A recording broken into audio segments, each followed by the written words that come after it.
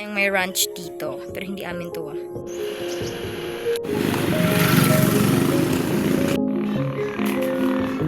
Don't let anyone control you kasi if... Oh, welcome to my channel, and for today, we are gonna be roaming. Papakita ko sa inyo yung mga bagay na nakikita, mga bagay na nandito sa isla. Hindi naman ay ang mga bagay na nakikita ko. So, this is the island the way I see it. Kasi, hindi naman natin mapupuntahan lahat ng mga bagay na nandito. So, parang ano lang, a day in my life. Kasi ito lang naman yung nakikita ko. At hindi ito kung ano yung buong isla. You can see, the sun is already setting and is... May mga batang naglalaro dyan. You can also see the bluish sky. Ang ganda. Yung may ranch dito, pero hindi amin to ah. So, andito pa lang naman tayo sa parang kumbaga rural area. Char. So, pupunta tayo sa may mga daan na. Ano ba sasabihin? Paano ko i-describe? Main road? Ganyan ba? Wala naman kasing malaking road dito. Kasi, pero pupunta tayo sa tindahan, sa isang sari-sari store. So, makikita nyo kung ano, hindi ko alam talaga kung paano ko siya i-explain.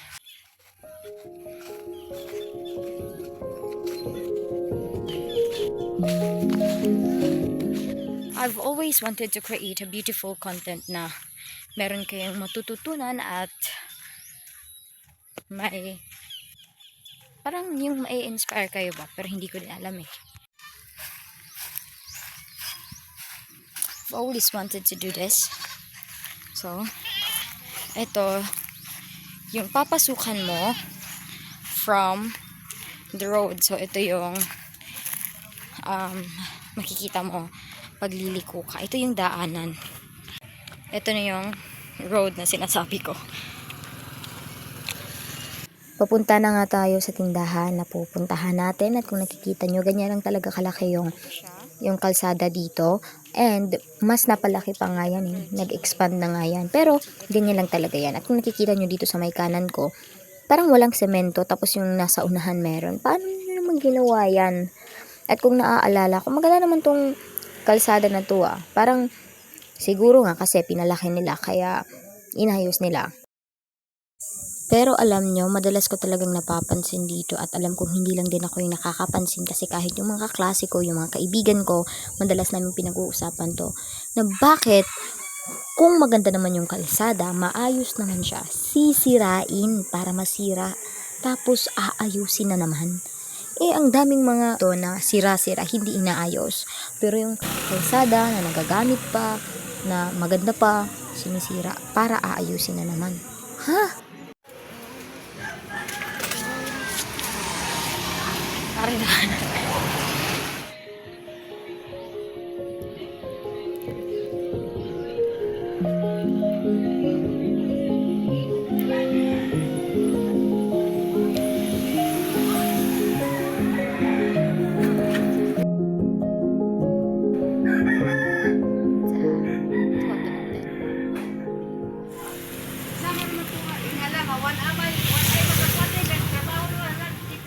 Iba talaga yung pakiramdam, no, pag alam mong nasa probinsya ka, yung hindi mo kailangang magmadali, yung wala kang dapat patunayan, yung hindi mo kailangang sumabay sa uso. Parang alam mo yung pakiramdam na ang layo mo sa kabihasnan, yung tipong ganun. Kasi pag nasa syudad ka, halos lahat ng tao nagmamadali, sumasabay sa uso, nagpapauso.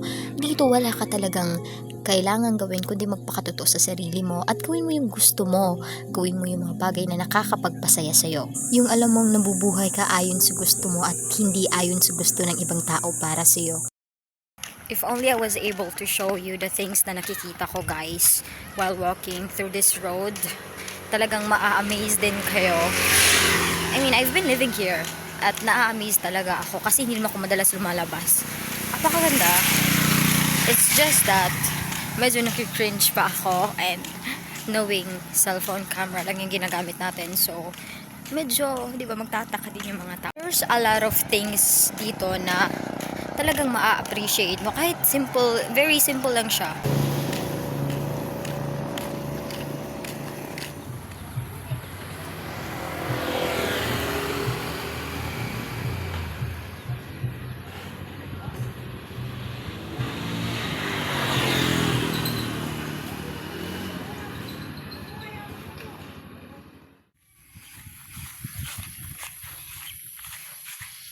Tignan nyo naman.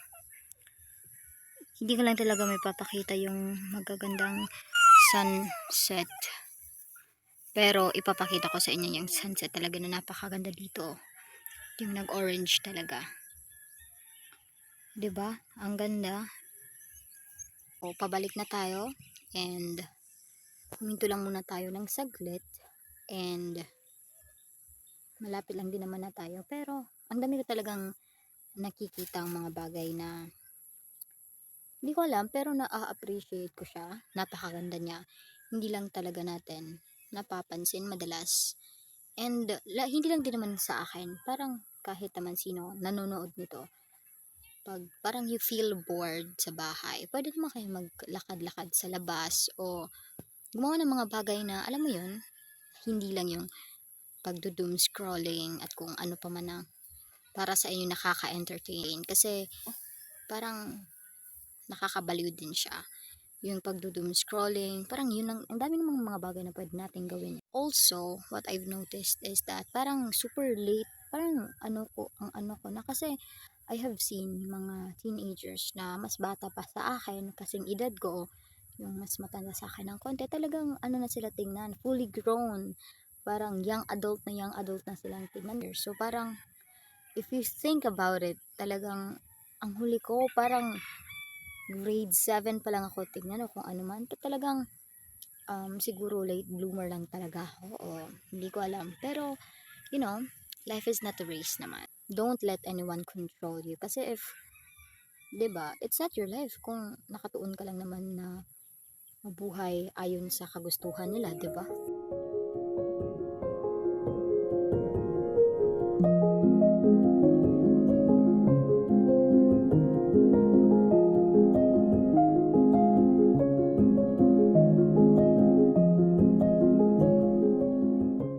Gawin mo yung mga bagay na makakapagpasaya sa'yo at wag mong gawin yun para i-please yung ibang tao kasi at the end of the day, sarili mo lang din naman talaga yung meron ka. Kasi it's like friendship or kung anumang relationship na meron tayo eh. Or kung anumang mga bagay like wealth. 'Di ba? Kunwari may ang dami mong pera, napakayaman mo, pero sino ka? Ano ka kung wala na yung mga perang yun? Sa friendship naman, sino ka naman kung wala ka ng kaibigan? 'Di ba? So, dapat talaga maging self-aware ka, maging mabait ka sa sarili mo at 'di ba? Tratuhin mo ng mabuti ang sarili mo. Ito naman ngayon, sobrang init. Hanggang dito na lang. Thank you so much for watching and padayon na gid sa kinabuhi.